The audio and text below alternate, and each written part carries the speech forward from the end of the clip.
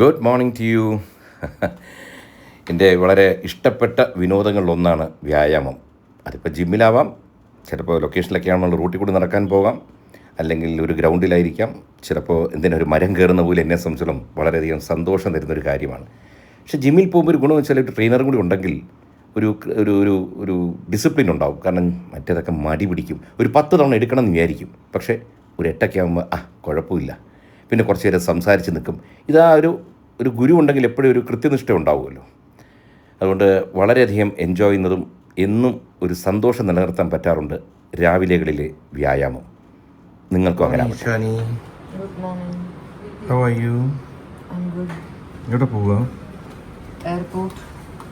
എങ്ങോട്ട് പോകുന്നു കുട്ടി?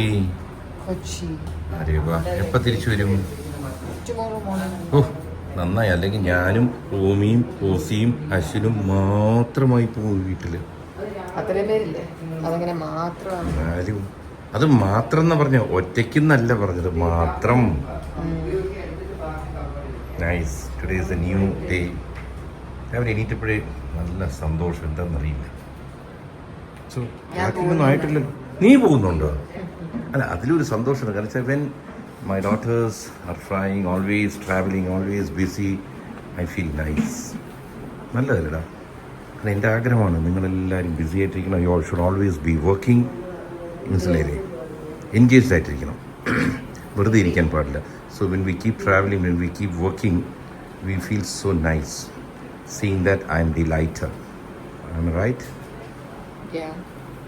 Okay. So where is Sindhu? She is always busy. Hello Sindhu. Hi. നിങ്ങൾ രണ്ടുപേരും പോകുന്നല്ലേ എന്നെ ഒറ്റയ്ക്കാക്കിയിട്ട്? കൂടെ പോകുന്നോ? കൂടെ പോകുന്നില്ല, കൂടെ പോരുന്നു. താമസിയാതെ പോണം. നമുക്ക് ഈ പിള്ളേരെ കൂടി വിളിക്കാം. നമുക്ക് ട്രിപ്പ്. ഞാൻ സാജിദ് പറഞ്ഞു ദുബായിക്ക് പോവാ.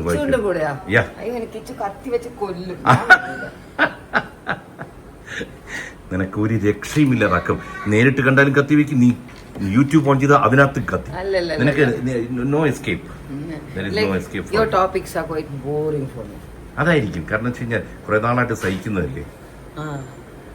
പക്ഷേ എനിക്ക് അങ്ങനെയല്ല. എനിക്ക് നിങ്ങളുടെയൊക്കെ topics are very interesting for me. Kichu കുറെ ആളുടെ പെണ്ണുങ്ങളുടെ കൂടെ നടന്നിട്ടില്ലേ? നമ്മുടെ വെരി നൈസ്, ഇൻട്രസ്റ്റിംഗ്. അല്ല, അതന്നെ ഞാൻ എപ്പോഴും പറയുന്നത്. കാരണം പണ്ട് ഞങ്ങളുടെ വീട് മുഴുവൻ ആണുങ്ങളായിരുന്നല്ലോ. നമുക്ക് ആണുങ്ങളുടെ ലോകത്തായിരുന്നു. റിപ്പീറ്റ് ആണ് എങ്കിലും പറയുക. ഈ കഴിഞ്ഞ, അതായത് പണ്ടൊക്കെ എനിക്ക് സ്ത്രീകളെ പറ്റി വലിയ ഗ്രാഹ്യമില്ല, ആണുങ്ങളുടെ ഇഷ്ടങ്ങളായിരുന്നു കൂടുതൽ എനിക്ക് അറിയാൻ വരുന്നത്. ഈ 30 വർഷം ആരുടെ ഈ വണ്ടി തെരപ്പിക്കുന്ന നാട്ടുകാർക്ക് വണ്ടി പോണ്ടേ, അവർക്കറിയാവോ ഇവിടെ ഒരു ചേട്ടൻ വീഡിയോ എടുക്കും. അപ്പോ അത്രയും കാലം നമുക്ക് നിന്നെ കല്യാണം കഴിക്കുമ്പോൾ എനിക്ക് സ്ത്രീകളുടെ കാര്യങ്ങൾ അറിയില്ല. സ്ത്രീകൾക്ക് എങ്ങനെ കുറച്ച് എന്നൊരു അമ്മ ഉണ്ടായിരുന്നല്ലോ. അപ്പൊ അതല്ല, ഇഷ്ടംപോലെ ഫ്രണ്ട്സ് ഉണ്ടായിരുന്നല്ലോ. അതൊക്കെ ഉണ്ട്. എങ്കിൽ പോലും ഈ 30 വർഷം കഴിഞ്ഞപ്പോൾ ഇപ്പോഴത്തെ പ്രശ്നം എന്താ വെച്ച് കഴിഞ്ഞാൽ എനിക്ക് സ്ത്രീകളുടെ കാര്യം മാത്രം അറിയൂ, ആണുങ്ങളെ പറ്റി ഒന്നും അറിയാതെ. വളരെ വളരെ ദുഃഖകരമായ കാര്യമാണ്. അതാണ്, അതിപ്പോ നോക്കിയത് പഠിച്ചു തുടങ്ങി. ബാക്കിലൊരാൾ ഇരിക്കുന്നുണ്ടല്ലേ, പഴയ നമ്മുടെ താരം. താരത്തിന്റെ വില കുറച്ച് ഇടിഞ്ഞു ഓമി വന്നപ്പോ.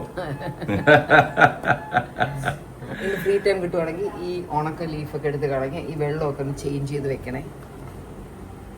ഒരു ഭർത്താവിന്റെ ഗതികേട്. എനിക്ക് സമയമില്ല. Okay bye. ഇറങ്ങുമ്പോൾ വീണ്ടും ബൈ പറയാം. Be nice to Hansu. Bye Ponnu. Hi Hans. Bye babes. Hansu എന്നെ കണ്ണാടി കാണാതാവത്ത ദിവസം. ഓ, ഭയങ്കര സ്റ്റൈലിഷ് ബാഗാണല്ലോ ഹൻസു. അല്ല സോറി, ഇസു. സ്കിപ്ലിംഗ്. എന്തത്? Kipling. My best friend. Oh, let's take a selfie. Honored. Come. എനിക്ക് ടൈമായി ഇറങ്ങാൻ. എനിക്ക് ദേഷ്യം വരും. എനിക്കും ടൈമായി ഇറങ്ങാൻ. Come. Yeah. ഇതാരാ ഇതിലിട്ട് വെച്ചത്? ബൈ.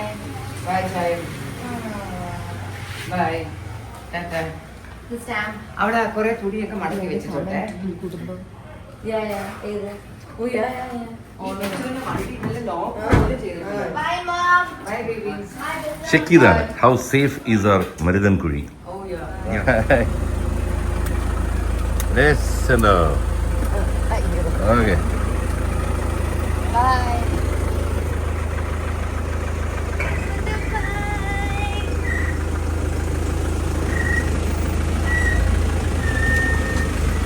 ഹൻസു, എന്താ ഇത്ര ധൃതി? Why are in a hurry? Because ഇനി ലേറ്റ് ആയിട്ട് ഇറങ്ങിയ ട്രാഫിക്കിലായിപ്പോ. അതെന്ത് ചെയ്യണമെന്നറിയാമോ? അപ്പൂപ്പൻ എൻ്റെ അച്ഛൻ പണ്ട് പറയും, start early, drive slowly and reach safely. അപ്പോൾ എന്താ ചെയ്യേണ്ടത്? നിൻ്റെ കാര്യത്തിനകത്ത് നീ ഇപ്പം സ്ലോ ആക്കിയത് കഴിച്ചോണ്ട്, നീ ഹൈ സ്പീഡിലാണ് കഴിച്ചോണ്ട് ഞാൻ കണ്ടിരുന്നത്. ഞാൻ വീഡിയോ എടുക്കുമ്പോൾ നീ നോർമൽ സ്പീഡ്, അത്രേ പാടുള്ളൂ. ഈ സ്ലോലി കഴിക്കുന്ന സാധനം എപ്പോഴും ഞാൻ വ്ളോഗിൽ പറയും, പക്ഷെ നീ ജസ്റ്റ് മനസ്സിൽ പ്രേ ചെയ്തേക്കണം. താങ്ക് യു, ഈ ഫുഡ് നമ്മുടെ മുമ്പിൽ വന്നല്ലോ. ആരോ എവിടെയൊക്കെയോ കൃഷി ചെയ്തുണ്ടാക്കിയ അരിയൊക്കെ മാവാക്കി ദോശയാക്കി നമ്മുടെ മുമ്പിൽ കൊണ്ടുവന്നു. So many good curries are there അല്ലേ? പയറുണ്ട്, കുറച്ച് ഫ്രൂട്ട്സ് ഉണ്ട്. So keep saying. പലതരത്തിൽ പറയാം, ഒച്ചത്തിൽ പറയണമെന്നില്ല, മനസ്സിൽ താങ്ക് യു പറഞ്ഞാൽ മതി അല്ലേ? നമ്മുടെ മുമ്പിൽ ഇത് എത്തിച്ചു തന്നതിന്. സൗണ്ട് നാളെ തൊട്ട് സ്റ്റാർട്ട് ഏർലി എന്ന് പറയുമ്പോൾ എന്താണ്? ഗെറ്റപ്പ് ഏർലി എന്ന് ആക്കാം. കുറച്ചുകൂടി നേരത്തെ എണീറ്റാൽ you will have more time. Because time ഇല്ല എന്ന് നമ്മൾ പറയാൻ പാടില്ല. It's time management. Everybody in this universe is having 24 hours, right? So we have to manage the time. നമ്മൾ സക്സസ്ഫുൾ ആയിട്ടുള്ള ആൾക്കാരെ നോക്കുമ്പോൾ അതിനകത്ത് one of the most important points are they manage the time very well. How to manage is a big issue. So ഇന്ന് കോളേജിൽ പോകുമ്പോഴെന്താ ചെയ്യേണ്ടത്? Wish everybody whoever നമ്മുടെ മുമ്പിൽ വരുന്ന ആരെയും wish, give a beautiful smile, compliment ചെയ്യണം. Your shoes is good, your dress is good, you are looking good. അങ്ങനെ compliment ചെയ്ത് കഴിഞ്ഞാൽ ഐ നോ എപ്പോഴും കോംപ്ലിമെന്റ് ചെയ്തു. നമ്മൾ വല്ലപ്പോഴും കോംപ്ലിമെന്റ് ചെയ്യുമ്പോൾ ഇറ്റ് വിൽ ലുക്ക് ലൈക്ക് നമ്മൾ ജെന്യൂൻ ആയിട്ട് പറയണേ. അതും കുറച്ച് കഴിയുമ്പോൾ അത് കുഴപ്പമില്ല. ഇപ്പോഴത്തെ ഏജിൽ അങ്ങനെ തോന്നുന്നു. You are right. അപ്പോൾ എന്ത് പറ്റുന്നറിയോ? കുറേ കൂടി കഴിയുമ്പോൾ ഞാൻ എന്താ ചെയ്യുന്നത് വെച്ചാൽ, എനിക്കും പണ്ട് തോന്നി പക്ഷേ നമ്മൾ അങ്ങനെ പറഞ്ഞത് വേണ്ടായിരുന്നു എന്നൊക്കെ. പിന്നെ അതൊന്നും നോക്കുന്നില്ല, whether they respond or not. No, I keep on saying hi, how are you, I smile, I look. ഒരു നല്ല ഹാപ്പി ഇതിൽ നമ്മളിത് കൊടുത്തു കഴിഞ്ഞാൽ they will also feel so nice. അപ്പോൾ ഈ happiness is a contagious thing എന്ന് പറയും. So when if we can make somebody else happy, അത് ഇങ്ങോട്ട് പടരും, അവരിൽ നിന്ന് മറ്റാൾക്കാരിലോട്ട് പടരും. അപ്പോൾ എന്ത് പറ്റുന്നറിയോ? അച്ഛൻ ഇങ്ങനെ ഇപ്പോൾ ഐ എം 57, ഈ 57 വർഷം ഇത് ഒരു ഹാബിറ്റാക്കിയപ്പോൾ now people are waving at me, people are smiling, എന്നെ ഹഗ് ചെയ്യുന്നു. So the whole universe will, നമ്മൾ എന്ത് കൊടുക്കുന്നു അത് തിരിച്ചു വരികയാണ്. So wish you wonderful day Hansu, wish you great day. അത് കാണുന്നിടത്തും പറ, wish everybody a wonderful great day. Yeah. I hope you all have a happy day. So stay happy. Very good. നിന്നെ കണ്ടാൽ തന്നെ എന്ത് സന്തോഷം വരൂടെ. You are so pretty, you give lot of happiness. അത് ദൈവം തന്ന ഒരു ഭാഗ്യമാണ്, ഒരു അനുഗ്രഹമാണ്. Okay, yeah, thank you darling, thank you. വെച്ചോ. Thank you. Okay. Bye. Slowly, പതുക്കെ. ബൈ.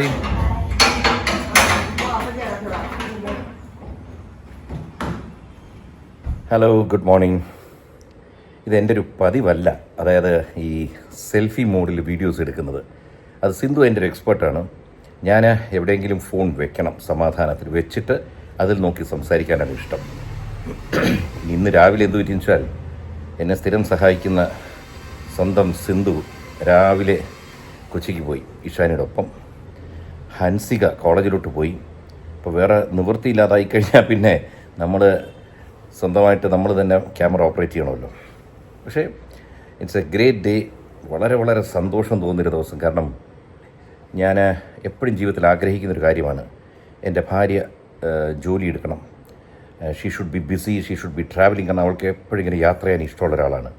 മക്കളും ഇതുപോലെ പറക്കണം എന്ന് എനിക്ക് ആഗ്രഹമുള്ളതാണ്. അപ്പോൾ ഇന്ന് അഹാന ഇവിടെ ഇല്ല, ഷീസ് ഇൻ കൊച്ചിൻ. ഇന്ന് സിന്ധുവും ഇഷാനിയും കൂടി അങ്ങോട്ട് പോയിരിക്കുന്നു. ഞാനും ഓസിയും അശ്വിനും നമ്മുടെ ഓമിയും കൂടിയാണ് ഇന്നിവിടെ. പക്ഷേ എനിക്ക് രാവിലെ ഓഫീസിൽ പോകണം. അപ്പോൾ അവർ ഇന്നലെ രാത്രി എനിക്കൊന്ന് 5-6 തവണ ഓസി എണീറ്റിട്ടുണ്ട്. അവൾ നല്ല ഉറക്കം. So I love busy days. എപ്പോഴും നമ്മൾ എൻഗേജ്ഡ് ആയിട്ടിരുന്ന് ഞാൻ നമുക്ക് പ്രായം ഫീൽ ചെയ്യില്ല, നമ്മുടെ ദേഹത്ത് ഒരു തുരുമ്പെടുക്കുന്ന ഫീൽ വരത്തില്ല. It's A nice feel.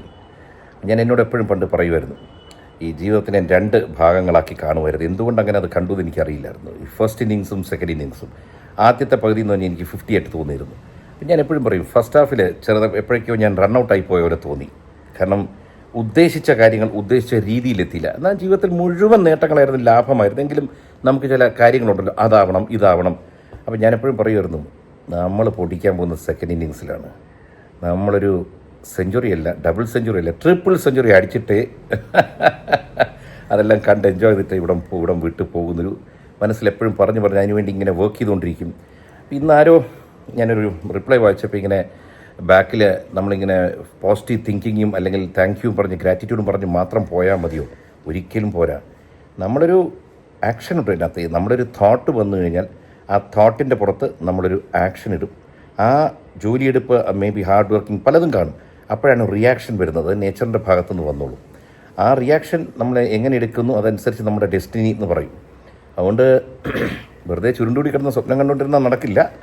ജോലി എടുക്കണം. Should be working hard. നമ്മുടെ ഒരു ഗോൾ സെറ്റ് ചെയ്തിട്ട് നമ്മൾ അതിലോട്ട് ഫോക്കസ് ചെയ്ത് we have to work hard എന്ന് വെച്ചാൽ പലപ്പോഴും യാത്ര ചെയ്യേണ്ടി വരും, ചിലവുണ്ടാകും, ചിലപ്പോഴും പല പല പല പ്രതിസന്ധികൾ വരും. ആ പ്രതിസന്ധി ഘട്ടങ്ങളിലും നമ്മളോട് സംസാരിക്കുക. ഇന്നിങ്ങനെ രാവിലെ ഏതോ ഒരു ബുക്കിൻ്റെ 2-3 വരികളിങ്ങനെ വായിച്ചപ്പോഴത്തേക്ക് അതിനകത്ത് ഒരു ബുദ്ധിസ്റ്റ് തോട്ട് പറയുന്നുണ്ടായിരുന്നു. 2 അമ്പുകളുടെ കഥ. ഫോർ എക്സാമ്പിൾ, ഒരു അമ്പ് വന്ന് നമ്മുടെ ദേഹത്ത് കൊണ്ടു, നല്ല വേദനയാണ്, അസാമാന്യ വേദനയായിരിക്കും. അതേ സ്പോട്ടിൽ തന്നെ രണ്ടാമതൊരു അമ്പ് വന്ന് കൊണ്ടാൽ ആദ്യം കൊണ്ടതിൻ്റെ 10 ഇരട്ടി വേദനയായിരിക്കും അതിനകത്ത് പറയുന്നത്.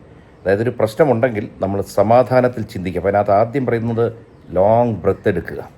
ഉദാഹരണം പറയും, നമുക്കൊരു പരിക്ക് പറ്റിക്കഴിഞ്ഞാൽ സാധാരണ മൃഗങ്ങൾ എന്താ ചെയ്യുന്നത്? അതെവിടെയെങ്കിലും അനങ്ങാതെ കിടക്കും, ഒന്നിൻ്റെയും പുറകെ പോലെ. Rest is very important. അപ്പോൾ നമ്മുടെ ഹൃദയം ശാന്തമാകും, ചിന്തകൾ കറക്റ്റാവും, ബോഡിക്കകത്തൊരു മെക്കാനിസം ഉണ്ട് ആ നമ്മുടെ അസുഖത്തെ ഭേദപ്പെടുത്താൻ.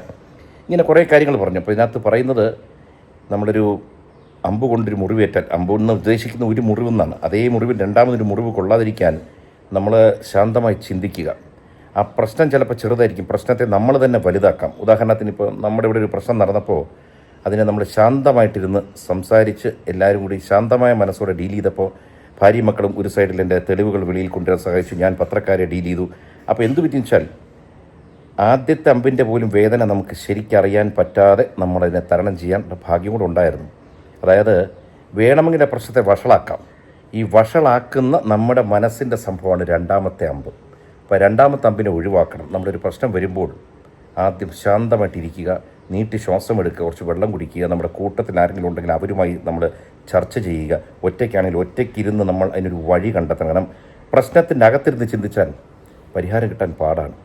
നമ്മൾ വെപ്രാളത്തിൽ അങ്ങോട്ട് ഓടുന്നു ഇങ്ങോട്ട് ഓടുന്നു, ബഹളം ഉണ്ടാക്കുന്നു, അലറി വിളിക്കുന്നു. പലപ്പോഴും ശാന്തമായിട്ടിരുന്നപ്പോഴത്തേക്ക് ഞങ്ങൾക്ക് കൃത്യമായ ചിന്തകൾ വന്നു, സഹായത്തിന് ആൾ വന്നു, ജനങ്ങളുടെ സപ്പോർട്ട് വന്നു. ഇന്ന് രാവിലെ ഇങ്ങനെ തുടങ്ങുകയാണ്. ഇനിയിപ്പോൾ ഓഫീസിലോട്ട് പോകണം. കൈ വിറച്ചു തുടങ്ങി, ഫോൺ ഷിവർ ചെയ്യുന്നത് കണ്ടോ. Wish you to a great day. Thank U.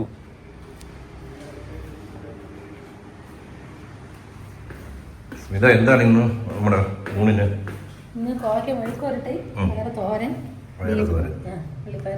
പിന്നെന്താണ്? ബീഫ് കറി. സന്തോഷമുണ്ടെങ്കിൽ ബീഫില്ലാതെ സന്തോഷം ഭക്ഷണം ഇറങ്ങത്തില്ല. ഞാൻ പണ്ട് ധാരാളം കഴിക്കുമായിരുന്നു, പിന്നെ 2-3 കാര്യങ്ങളാൽ നിർത്തിവെച്ചു.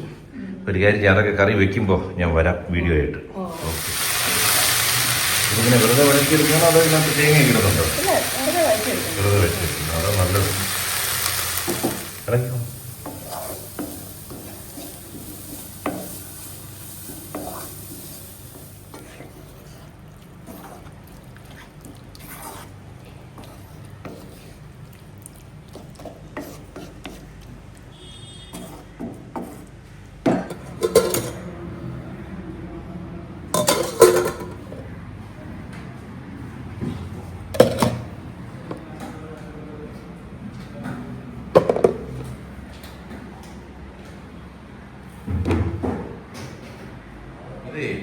ഇവിടെ ഈ ഭക്ഷണമൊക്കെ ഉണ്ടാക്കുമ്പോഴത്തേക്ക് വീട്ടിലാരാ ഉണ്ടാക്കുന്ന ഭക്ഷണം? അമ്മ ഉണ്ടാക്കും. അപ്പൊ രാവിലെ എന്തൊക്കെ ഉണ്ടാക്കി വെച്ചിട്ട് വരും? രാവിലെ ഇന്നലെ ഒന്നും ഉണ്ടാക്കിയില്ല, ആർക്കും ഒന്നും പോകാത്തതുകൊണ്ട് ഉണ്ടാക്കില്ല. കൊച്ചുമോൻ സ്കൂളിൽ പോയില്ല, അതുകൊണ്ട് അവന് വേണ്ടിയിട്ട് ഒന്നും ഉണ്ടാക്കിയില്ല. കാപ്പി മാത്രമേ ഉണ്ടാക്കിയുള്ളൂ. സ്മിതയുടെ അമ്മ ഭക്ഷണം ആ, ഉണ്ടാക്കി. അമ്മ ഉണ്ടാക്കും. അമ്മയ്ക്ക് എത്ര വയസ്സായി? അമ്മക്ക് 70 വയസ്സായി. ഇപ്പോഴും തകർത്ത് പാചകം ചെയ്യും അല്ലേ? എല്ലാ പണിയും ചെയ്യും. അമ്മയുടെ പേരെന്താ? സീത. സീത. അടിപൊളി പേരാണല്ലോ. അപ്പൊ അച്ഛന്റെ പേരിൽ രാമൻ എന്നല്ലായിരുന്നോ? എനിവേ സന്തോഷം. വളരെ ടേസ്റ്റി ഫുഡാന്ന് എല്ലാവരും പറയുന്നു ഇവിടെ. സന്തോഷമൊക്കെ വണ്ണം വെച്ചു എന്നാണ് പറയുന്നത് സ്മിത ഉണ്ടാക്കി ഭക്ഷണം കഴിച്ചിട്ട്. അല്ലേ സന്തോഷേ? എന്ത് പറയുന്നു സ്മിതയുടെ ഭക്ഷണത്തിനെ പറ്റി? സ്മിത നിൽക്കുന്നോണ്ട് പറയുന്നതാണോ? അല്ലല്ലേ? ആണോ? ശരിക്കും നല്ല ഭക്ഷണമാണ്. അപ്പൊ ശരി, ബാ നമുക്ക് കഴിക്കാം.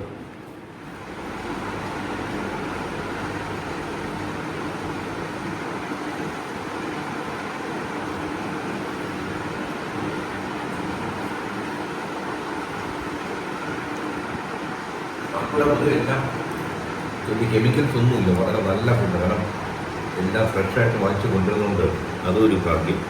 നല്ലപോലെ കുക്ക് ചെയ്യുന്നുണ്ട്. Thank you. നല്ല ഭക്ഷണം. നമസ്കാരം. ഞാനിന്ന് നമ്മുടെ ഓഫീസിൽ ഇരിക്കുമ്പോൾ നമ്മുടെ ഈ സൗകര്യമാർ ഇവിടെ വന്നു. ഒരു ഈ പാലിയം ഇന്ത്യ അല്ലേ, ഈ പാലിയേറ്റീവ് കെയർ നമ്മളെപ്പോഴും പറയും ഒരു രോഗത്തിൻ്റെ ഒരു പ്രത്യേക അവസ്ഥ കഴിയുമ്പോഴത്തേക്ക് ആശുപത്രിയിൽ നിന്നൊക്കെ ഡിസ്ചാർജ് ചെയ്യുമ്പോൾ നമ്മൾ ഈ പാലിയേറ്റീവ് കെയറിലോട്ട് ഡിപ്പെൻഡ് ചെയ്യേണ്ടി വരും അല്ലേ? അങ്ങനെയാണോ സംഭവം? ഞാനൊക്കെ അറിഞ്ഞിരിക്കുന്നത് അങ്ങനെയാണ്. ആരതിന് കറക്റ്റ് ഇതിനെപ്പറ്റി പറയാൻ പറ്റുന്നതാണ്? ഒന്ന് പറഞ്ഞു. എന്താണ് നിങ്ങൾ ചെയ്യുന്നത്? നമുക്ക് ട്രീറ്റ്മെന്റ് ഒരു പരിധി കഴിഞ്ഞ് കഴിഞ്ഞാൽ ട്രീറ്റ്മെന്റ് ബാക്കി ഇനി ക്യൂറേറ്റീവ് ആയിട്ട് ട്രീറ്റ്മെന്റ് ഒന്നും ഇല്ലാത്ത സമയത്ത് നമുക്ക് അവർക്ക് സാന്ത്വന പരിചരണം, അതാണ് ശരിക്കും പാലിയേറ്റീവ് കെയർ എന്ന് പറഞ്ഞാൽ സാന്ത്വന പരിചരണമാണ്. അവരെ നമുക്ക് വേറെ ബുദ്ധിമുട്ടുകളില്ലാതെ വേദനയില്ലാതെ ഇപ്പോൾ അവസാന നാളുകളിൽ തന്നെ വേണമെന്നില്ല, ഇപ്പോൾ കിടപ്പ് രോഗികളായാലും അവർക്ക് വേറെ ബുദ്ധിമുട്ടുകളൊന്നും ഇല്ലാതെ ഇങ്ങനെ ശുശ്രൂഷിക്കുക. അതാണ് നമ്മുടെ പാലിയേറ്റീവ് കെയറിന് മെയിൻ ആയിട്ടുള്ളൊരു എയിം എന്ന് പറയുന്നത്. അതിൻ്റെ സൈഡിൽ പാലിയേറ്റീവ് കെയർ ട്രീറ്റ്മെന്റ് നിർത്തി കഴിഞ്ഞാൽ പാലിയേറ്റീവ് കെയർ തുടങ്ങാവുന്നൊന്നുമില്ല. രണ്ടും സൈഡ് ബൈ സൈഡ് ആയിട്ടും കൊണ്ടുപോകാം. ഇപ്പോൾ ക്യാൻസർ ഏറ്റവും കൂടുതൽ പാലിയേറ്റീവ് കെയർ എന്ന് പറയുമ്പോൾ ക്യാൻസർ ആയിരിക്കും മനസ്സിൽ വരുന്നത്. അത് ക്യാൻസർ ട്രീറ്റ്മെന്റ് കൂടെ തന്നെ നമുക്ക് ആദ്യമേ തന്നെ പാലിയേറ്റീവ് കെയർ തുടങ്ങിപ്പോകാം. വേദന സംഹാരികൾ കൊടുക്കാനും വേദന ഇല്ലാതെ ശുശ്രൂഷിക്കാനും അതിനൊക്കെ വേണ്ടിയിട്ടാണ് പാലിയേറ്റീവ് കെയർ. ക്യാൻസറിന് മാത്രമല്ല പലതരം അസുഖങ്ങളുണ്ട് പാലിയേറ്റീവ് കെയറിൽ വരുന്നത്. നിങ്ങളിങ്ങനെ പാലിയേറ്റീവ് കെയറിൽ പോയിട്ട് പലരുമായിട്ടൊക്കെ അടുത്ത് വന്നില്ല, ചില നിങ്ങൾ വളരെ ബന്ധം പോലെ ഉണ്ടായിട്ട് മരണങ്ങൾ നടക്കും, നിങ്ങൾക്ക് അത് വല്ലാതെ ഫീൽ ചെയ്യുന്നു. നമ്മളിപ്പോൾ ചിലരെ നമ്മൾ ഒരു പ്രാവശ്യം കാണത്തില്ല, അവസാന നിമിഷത്തിലായിരിക്കും നമ്മുടെ അടുത്ത് വരുന്നത്. ചിലരെ നമ്മൾ വർഷങ്ങളായിട്ട് കാണുന്നവരുണ്ടായിരിക്കാം, മാസങ്ങൾ കാണുന്നവരുണ്ടായിരിക്കാം, പലതരത്തിലുള്ളതായിരിക്കും. ചിലരെ നമ്മൾ ആഴ്ചയ്ക്ക് ചിലപ്പോൾ കാണുന്നവരുണ്ടായിരിക്കാം. അവരുമായിട്ടൊരു നീണ്ട കാലത്തെ പരിചയവും നമുക്ക് വീട്ടിലൊരാളെ പോലെ ആയിരിക്കാം ചില സമയങ്ങളിൽ. അപ്പോൾ അതൊക്കെ നമുക്കും ഒരുപാട് വിഷമം ഉണ്ടാക്കുന്ന കാര്യങ്ങളാണ്.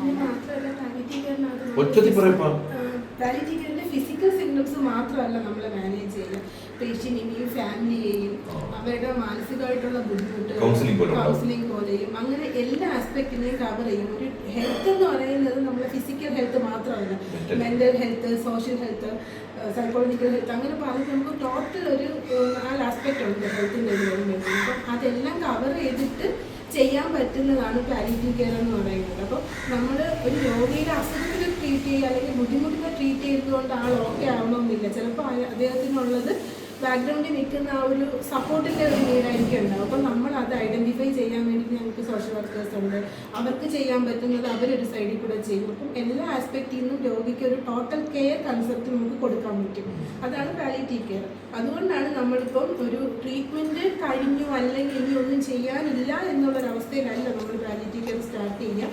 സ്റ്റാർട്ടിങ് മുതൽ ഒരു അസുഖമുണ്ട് എന്ന് നമുക്ക് തിരിച്ചറിയുമ്പോൾ ഉണ്ടാകും ചിലപ്പോൾ ഒരു സിംറ്റം ആയിരിക്കും ഉണ്ടാകുക. അപ്പം അത് മുതലേ പാലിയേറ്റീവ് കെയർ സ്റ്റാർട്ട് ചെയ്യുക ചെയ്യുന്നത്. പഴയ കൺസെപ്റ്റാണ് എൻഡ് ഓഫ് ലൈഫ് കെയർ, അല്ലെങ്കിൽ ലാസ്റ്റ് സ്റ്റേജിലാണ് പാലിയേറ്റീവ് കെയർ പോകുക. അപ്പം നമുക്കിപ്പോൾ ഒരു കുഞ്ഞാണെങ്കിൽ പോലും കുഞ്ഞിനൊരു ബുദ്ധിമുട്ടുണ്ട്. അപ്പോൾ ചിലപ്പോൾ കുഞ്ഞിന് മുമ്പോട്ട് പോകാനുള്ള കഴിവ് ഉണ്ടാവണമെന്നില്ല. ചിലപ്പോൾ ഒരു ട്രീറ്റ്മെൻറ്റിനെ അത് കഴിയുമ്പോൾ പുള്ളി പ്രീവിയസ് ഉള്ള ബുദ്ധിമുട്ടെല്ലാം മാറ്റി പഴയ ലൈഫിലോട്ട് തിരിച്ച് വന്നേക്കാം. എന്നാലും അവിടെ സിംറ്റംസ് നമ്മൾ മാനേജ് ചെയ്യാൻ പാലിയേറ്റീവ് കെയറിന് പറ്റും. അപ്പോൾ കാര്യങ്ങൾ ഏകദേശം പിടികിട്ടിയെന്ന് തോന്നുന്നു. അതായത് നമ്മുടെ വേദന സംഹാരി എന്ന് പറഞ്ഞ പോലെ പല രോഗികളുടെയും ഒരു വല്ലാത്തൊരു അവസ്ഥയിൽ അവരുടെയും അവരുടെ കുടുംബത്തിൻ്റെയും വേദന അകറ്റുന്ന 4 സഹോദരിമാരാണ് നിൽക്കുന്നത്. മോനെ ഈ എവിടെ ഇരുന്ന് ഓടുന്നത്? എന്താ പേരെന്ന് പറഞ്ഞേ? ആവണി. എവിടെ സ്ഥലം? എവിടെ? നെയ്യാറ്റിങ്കര. ശ്രീദേവിയുടെ സ്ഥലം എവിടെ? മലയങ്കീര്. രമ്യയാണ് ഓടിക്കൊണ്ടിരിക്കുന്നത്. രമ്യയുടെ സ്ഥലം എവിടെയാണ്? മുട്ടത്തറ. ആശ്രമ സ്ഥലം എവിടെയാ? കൊല്ലത്ത് എവിടെയാ? ആയൂര്. ഞാൻ അവിടെ ഇലക്ഷൻ നിന്നതാണ്. അപ്പോൾ ഇതാണ് ഇവരെ ചെയ്യുന്നത്. സഹോദരൻ്റെ പേര് ചോദിച്ചില്ല. വിനിലാണോ ഇവരെ എത്തിക്കുന്നത്? എനിക്ക് മനസ്സിലായി. വിനിലില്ലെങ്കിൽ വണ്ടി മുമ്പോട്ട് പോകത്തില്ല. പൈലറ്റാണ്. അപ്പോൾ എന്നാലും ഇങ്ങനെ കുറച്ച് പേരെ കാണാൻ കഴിഞ്ഞു. കുറച്ച് വിവരം എനിക്കും കിട്ടി, കേൾക്കുന്നത് നിങ്ങൾക്ക് കിട്ടിയെന്ന് തോന്നുന്നു. അപ്പോൾ ഇവർക്ക് വേണ്ടി നമ്മൾ പ്രാർത്ഥിക്കണം. ഇവർ പലരെയും ശുശ്രൂഷിക്കുന്നത് അല്ലേ? നിങ്ങൾക്ക് എല്ലാവർക്കും നല്ലത് വരട്ടെ. ഓക്കെ, താങ്ക് യു നിങ്ങളുടെ ഓഫീസിൽ വന്നതിന്. Thank you. Good morning Sindhu. Good morning. അടിപൊളി. ഇന്നത്തെ സാമ്പാർ കോമ്പിനേഷൻ ബുൾസൈ നോക്കല. എനിക്കിഷ്ടമാണ് ബുൾസൈ എല്ലാത്തിൻ്റെയും കൂടെ. ആണോ? പക്ഷെ ഇന്നത്തെ sambar is super special. Sambar, ഞാൻ സാമ്പാറും പച്ചക്കറികളും ധാരാളം കാണുമ്പോൾ ഞാൻ എപ്പോഴും ഒരു സിനിമയുടെ സെറ്റും ഒരു ആർട്ടിസ്റ്റിനെ എപ്പോഴും ഓർക്കും. ദാറ്റ് ഈസ് നമ്മുടെ സുകുമാരി ചേച്ചി ആൻഡ് ആലഞ്ചേരി തമ്പ്രാക്കൾ എന്ന് പറയുന്ന സിനിമയുടെ സെറ്റ്. മുക്കം ലൊക്കേഷൻ. ഞങ്ങളുടെ കല്യാണം കഴിഞ്ഞ് ആ ഇടയ്ക്ക് ഒരു മാസം കഴിഞ്ഞപ്പോഴത്തേക്ക് അവിടെ കുറേ ആർട്ടിസ്റ്റുള്ളൊരു പടമായിരുന്നു. കിച്ചു ഉണ്ടായിരുന്നു. പിന്നെ കിച്ചു എന്നെ ആ ലൊക്കേഷനിലോട്ട് വിളിച്ചിരുന്നു ഷൂട്ടിംഗ് കാണാൻ. അവിടെ എത്തിക്കഴിഞ്ഞപ്പോൾ ഞാൻ ആലോചിച്ച് എന്നെ എന്തിനാണോ വിളിച്ചത്. ബിക്കോസ് അവിടെ അജയ് ടൂറിസ്റ്റ് ഹോം എന്ന് പറയുന്ന ഒരു ചെറിയ ഹോട്ടലിലായിരുന്നു എല്ലാ ആർട്ടിസ്റ്റുകളും താമസിക്കുന്നത്. അങ്ങനെ എല്ലാവർക്കും റൂം ഷെയറിങ് ആയിരുന്നു. ഒരു ആർട്ടിസ്റ്റിന് ഒരു റൂമിൽ 3 പേര്. കിച്ചുവിൻ്റെ കൂടെ കിച്ചു, സുധീഷ്, നമ്മൾ വെട്ടുക്കിളി പ്രകാശ്, അതുപോലെ ഒത്തിരി ആർട്ടിസ്റ്റ്, നാദർഷ, ദിലീപ്, ഒരുപാട് പേരുണ്ട്, മനുവർമ്മ, സാദിഖ്, പിന്നെ മരിച്ച കൃഷ്ണൻ എന്ന് പറയുന്നൊരു ആക്ടർ ഉണ്ടായിരുന്നു. വേറെ ആരൊക്കെയായിരുന്നു? ഹരിശ്രീ അശോകൻ, ഒരുപാട് ആർട്ടിസ്റ്റുകൾ. എല്ലാവരും ആ ഒരു റോയിൽ. അവിടെ മറ്റു ആർട്ടിസ്റ്റുകൾ നരേന്ദ്രപ്രസാദ് സാറ്, പിന്നെ രാജൻ പി ദേവ്, നെടുമുടി വേണു ചേട്ടൻ, സുകുമാരി ചേച്ചി, അങ്ങനെ ഒത്തിരി ആർട്ടിസ്റ്റുകളുള്ള ഒരു സെറ്റാണ്. അന്ന് അതിലെ ഹീറോയിൻ നമ്മുടെ ആനി ആയിരുന്നു. അപ്പം അന്ന് ആനി കല്യാണം കഴിച്ചിട്ട് ആനി ജോബി. അപ്പോൾ ആനി ഹോളി ഏഞ്ചൽസിൽ പഠിച്ചതാണ്. എൻ്റെ അനിയത്തിയുടെ സെയിം ബാച്ചാണ്. പക്ഷെ ആനി സ്റ്റേറ്റ് സിലബസ് ആയിരുന്നു, അനിയത്തി ICSE ആയിരുന്നു. എന്നിട്ട് കോളേജിൽ ഞാനിപ്പോൾ MA പഠിക്കുമ്പോൾ ആനി അവിടെ പ്രീ ഡിഗ്രിക്ക് ജോയിൻ ചെയ്തിരുന്നു. അപ്പോൾ എനിക്ക് ആനിയെ അങ്ങനെ ജസ്റ്റ് അറിയാം, കോമൺ ഫ്രണ്ട്സ് വഴി അങ്ങനെ അറിയാം. അപ്പോൾ ആനി ആയിരുന്നു ആ സെറ്റിൽ. അപ്പോൾ ആനി നല്ല കൂട്ടായിരുന്നു. നമ്മളങ്ങനെ ഇരുന്ന് ഒരുപാട് കോമഡിയൊക്കെ പറയുന്നു. അപ്പോൾ ആ സമയത്ത് അവിടെ വെച്ചാണ് എനിക്ക് പെട്ടെന്ന് ഭക്ഷണത്തിനോടൊരു വെറുപ്പ് വന്ന് തുടങ്ങിയത്. ദാറ്റ് മീൻസ് ലൈക്ക് അമ്മൂനെ ഞാൻ പ്രഗ്നൻ്റ് ആകുന്ന ഒരു ഫേസ് ആയിരുന്നു. എനിക്കൊന്നും മനസ്സിലാവുന്നില്ലായിരുന്നു. ലൈക്ക് എന്താ എനിക്ക്, അല്ലെങ്കിൽ എന്ത് കിട്ടിയാലും എന്നും ബോർഡിങ്ങിലും ഹോസ്റ്റലിലും ജീവിച്ചിട്ടുള്ള എനിക്ക് എത്ര മോശപ്പെട്ട ഫുഡ് തന്നാലും ഞാൻ അഡ്ജസ്റ്റ് ചെയ്ത് കഴിക്കുന്ന ഒരാളാണ്. പക്ഷെ അവിടെ എനിക്ക് ഫുഡ് വരുമ്പോൾ എനിക്ക് എന്തോ പോലെയൊക്കെ തോന്നുന്നു. Like I was like making faces and I was not able to eat. എനിക്കിപ്പോഴും ഓർമ്മയുണ്ടെങ്കിൽ തണ്ണിമത്തനൊക്കെ ഞാൻ തണ്ണിമത്തൻ കാണുമ്പോഴും ഓർക്കും ആനി എന്ന് അവിടെ തണ്ണിമത്തനൊക്കെ എനിക്ക് വെട്ടിത്തരുമായിരുന്നു. അപ്പോൾ അവിടെ അന്ന് അവിടുത്തെ ഭക്ഷണം പൊതുവേ അന്ന് നമുക്ക് ആ സെറ്റ് കിട്ടിയിരുന്ന അവിടുത്തെ ഫുഡ് കുറച്ച് മോശമായിരുന്നു. മിക്ക ദിവസവും നോൺ വെജ് കാണത്തില്ല. അപ്പോൾ എല്ലാവരും ഇന്ന് നോൺ വെജ് ഒന്നും ഇല്ലല്ലോ എന്നൊക്കെ പറയുമായിരുന്നു. ആ സമയത്ത് നോൺ വെജ് ഇല്ലാത്തതുകൊണ്ടല്ല, അല്ലെ തന്നെ കുറച്ച് മോശം ഫുഡ് തന്നെയായിരുന്നു. യു റിമെമ്പർ അല്ലേ? നമ്മുടെ ശിവജി ചേട്ടനുണ്ടായിരുന്നു. ഒരുപാട് ആർട്ടിസ്റ്റ് ഉണ്ടായിരുന്നു. അപ്പൊ ആ സമയത്ത് സുകുമാരി ചേച്ചി ഇങ്ങനെ ഭക്ഷണം വരുമ്പോൾ പറയുമായിരുന്നു, വലിയ ടേസ്റ്റ് ഒന്നും ഇല്ലെങ്കിലും സാമ്പാറിലെ കഷ്ണങ്ങൾ മാത്രം കോരി കഴിക്കണം. കാരണം അതിൽ ഒത്തിരി വെജിറ്റബിൾസ് ഉണ്ട്. അപ്പോൾ നമുക്ക് വേണ്ട കുറേ പോഷകങ്ങളൊക്കെ അതിൽ നിന്ന് കിട്ടും നിറയെ. അപ്പോൾ ചേച്ചി ഇങ്ങനെ കറി വരുമ്പോൾ ഇങ്ങനെ സ്പൂൺ വെച്ച് അതിനിങ്ങനെ കോരിയെടുക്കുക കഷ്ണങ്ങൾ മാത്രം. എന്നിട്ട് നമ്മളൊക്കെ പലപ്പോഴും അവിടെ എന്തെങ്കിലുമൊക്കെ കുറ്റം പറയുമ്പോഴും ഒരിക്കൽ പോലും ചേച്ചി ഫുഡിനെ കുറ്റം പറയും ഞാൻ കേട്ടിട്ടേ ഇല്ല. അത് സിനിമയിലെ തന്നെ വലിയൊരു വിഷയമാണ് ചേച്ചി ഇന്ന് വരെ. അപ്പോൾ അത് ഞാൻ ആക്ച്വലി വീണ്ടും ഞാൻ കണ്ടിട്ടുണ്ട്. അക്ഷയപാത്രം എന്ന് പറയുന്നൊരു സീരിയൽ ഞാൻ ചെയ്തു, ഇഷാനി ജനിക്കുന്നതിനൊക്കെ മുന്നേ. That is in 99. പിന്നെ 2000 കണ്ടിന്യൂ ചെയ്ത്. അതിലും ചേച്ചി നമ്മുടെ ഒരു അപ്പച്ചി ക്യാരക്ടറായിട്ടാണ് അതിൽ അഭിനയിച്ചത്, ഒരു പ്രായമായ ഒരു ലേഡിയുടെ ക്യാരക്ടർ. ആ സെറ്റിലും ആ ചേച്ചി ഒരിക്കലും ഫുഡിനെ കംപ്ലയിൻറ്റ് ചെയ്ത് ഞാൻ കണ്ടിട്ടേ ഇല്ല. എന്ത് ഫുഡാണോ വരുന്നത് വളരെ ഹാപ്പി ആയിട്ട് കഴിക്കുമായിരുന്നു കേട്ടോ. ഞാൻ പറഞ്ഞു കേട്ടിട്ടുണ്ട് ഈവൻ സെറ്റിൽ മോഹൻലാലും അതുപോലെയാണ്, ഭക്ഷണത്തിന് ഒരിക്കലും കുറ്റം പറയത്തില്ല, വളരെ റെസ്പെക്ട്ഫുള്ളി എൻജോയ് ചെയ്ത് കഴിക്കുന്ന. ഞാൻ ഇതുപോലെ സാമ്പാർ ഇപ്പോൾ കാണുമ്പോഴേ ഞാൻ ചേച്ചിയെ ഓർക്കും. ഏറ്റവും സങ്കടകരമായ ഒരു കാര്യം വെച്ചാൽ ചേച്ചിയോട് നമ്മൾ വളരെ ക്ലോസ് ആയിരുന്നു, പക്ഷെ നമ്മളൊരു പേഴ്സണൽ ഫോട്ടോ ചേച്ചിയുടെ കൂടെ എടുത്തിട്ടേ ഇല്ല. ഭയങ്കര ക്ലോസ് ആയിരുന്നു. എൻ്റെ ഫ്രണ്ടിൻ്റെ ലക്ഷ്മിയുടെ സുന്ദരമൻ സൺസ് ആ കട ഞാൻ ചേച്ചിക്ക് ഓൾമോസ്റ്റ് ഒരു 30 years ബാക്ക് ഞാൻ പരിചയപ്പെടുത്തി കൊടുത്തു. ഈ സെറ്റ് മുണ്ടിലും മറ്റേ ഈ ഡിസൈൻസ്, ഈ പ്രിൻറ്റഡ് ഡിസൈൻസ് ഒക്കെ വരുന്നത് എല്ലായിടത്തും കോമൺ ഒക്കെ ആവുന്നതിനും കാലങ്ങൾക്ക് മുമ്പ് ലക്ഷ്മിയുടെ കടയിൽ വരുമായിരുന്നു. അപ്പം അതിനെക്കുറിച്ച് ഞാൻ എപ്പോഴും പറഞ്ഞിട്ട് ചേച്ചി അവിടെ വന്ന് ചേച്ചി പിന്നെ സ്ഥിരം എല്ലാ കളറിലെ സെറ്റ് മുണ്ടും അവിടെ നിന്നാണ് വാങ്ങിച്ചുകൊണ്ട് പോകണം കാലങ്ങളോളം. പിന്നെയൊക്കെ വേറെ വാങ്ങിയിട്ടുണ്ടാവും, കാലങ്ങളോളം അവിടെ നിന്നായിരുന്നു വാങ്ങിയത്. അപ്പം ഞാൻ എന്നും എപ്പോൾ സാമ്പാർ കണ്ടാലും, എപ്പോൾ ഞാൻ സാമ്പാർ കോരി എൻ്റെ കഷ്ണങ്ങൾ ഇങ്ങനെ എടുത്താലും ഞാൻ സുകുമാരി ചേച്ചി ഓർക്കും. മാത്രമല്ല ചേച്ചിയുടെ വേറൊരു പ്രത്യേകത, ഒരിക്കലും സെറ്റിലോട്ട് വെറും കൈയോടെ ചേച്ചി വരില്ല.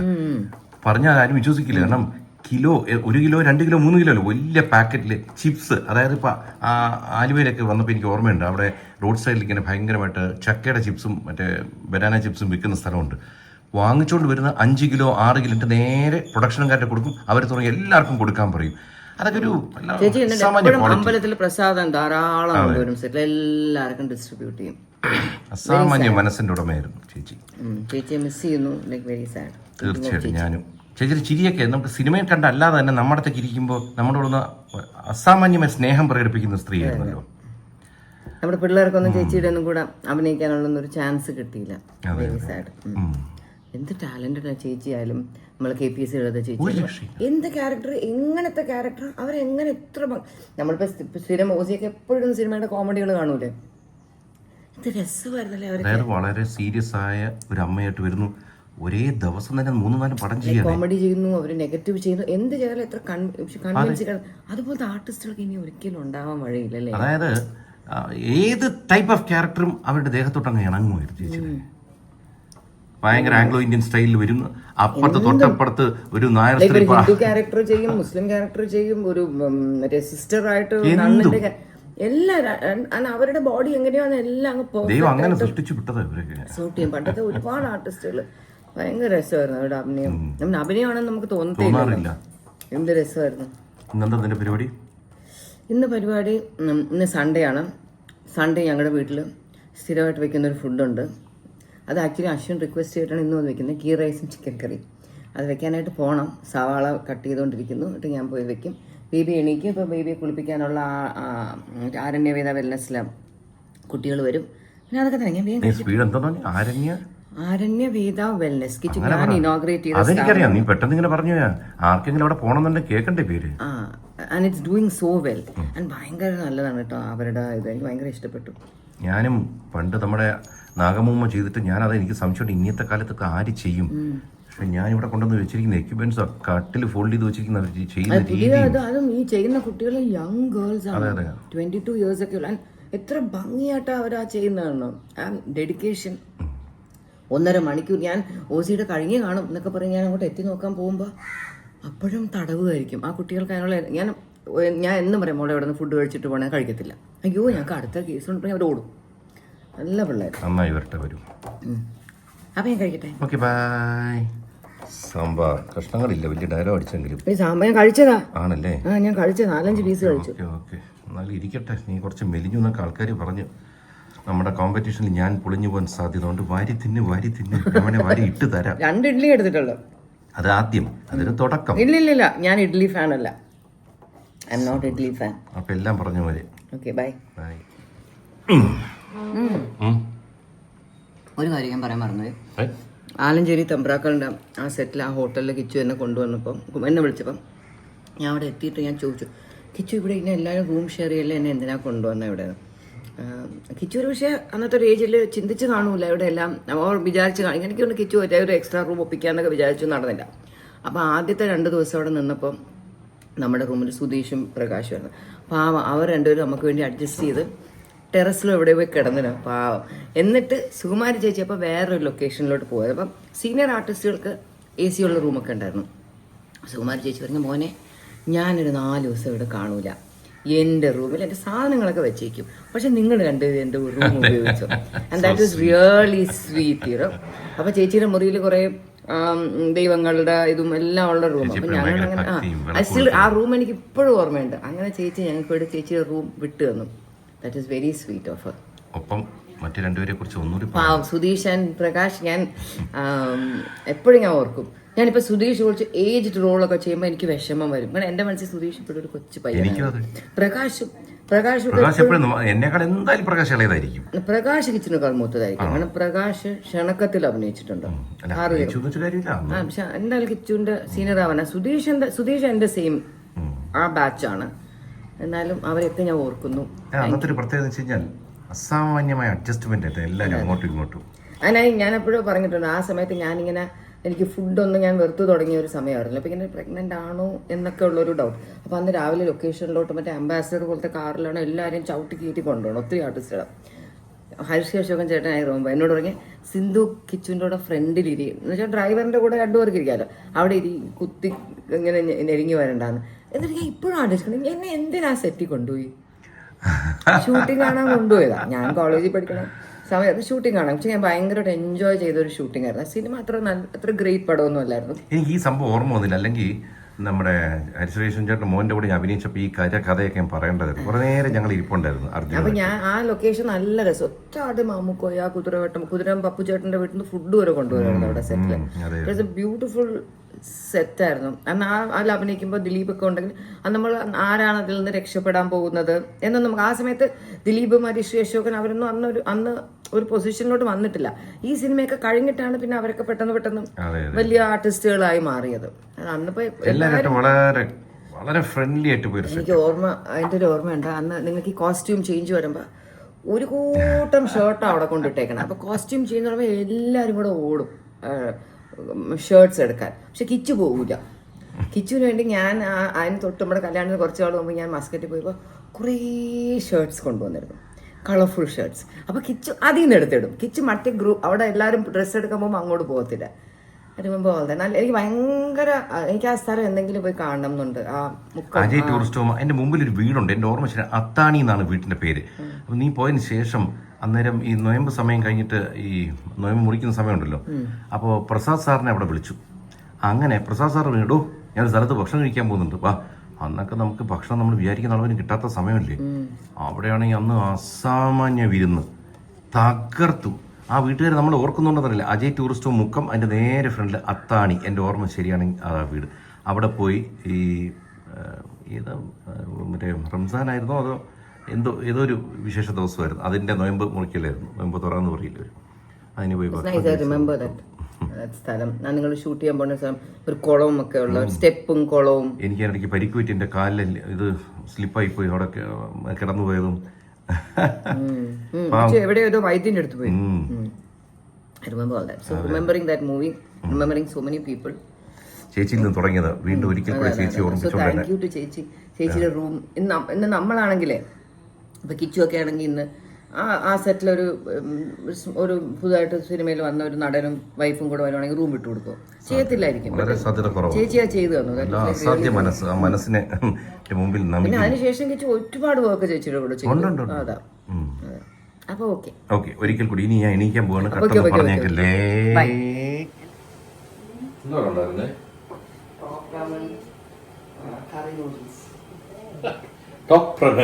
പണ്ട് ഈ മാഗി ഇറങ്ങിക്കൊണ്ടിരുന്നപ്പോഴാണ് ഇത് മാഗി മാത്രമുള്ള കാലത്ത് ഇത് വന്നത് അല്ലേ, കുറച്ച് വീതി കൂടിയെന്ന് പറഞ്ഞ്.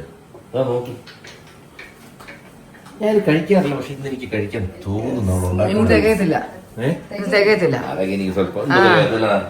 രണ്ടാക്കിയപ്പോഴേ എന്നോട് പറയുമായിരുന്നു തികയത്തില്ല. ഞങ്ങൾ അഡ്ജസ്റ്റ് ചെയ്യും.